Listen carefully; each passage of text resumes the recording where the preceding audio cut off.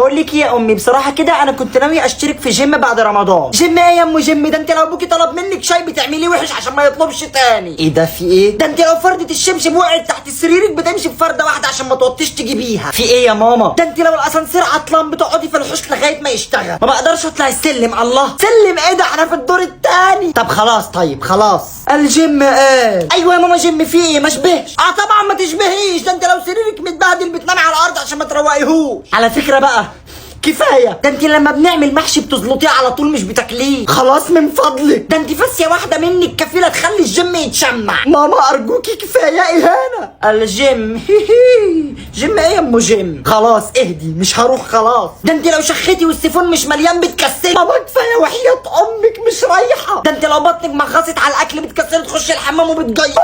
بس خلاص قلت لك مش عايزه زفت. استغفر الله العظيم يا رب عصبتيني. ده انت لو البتاع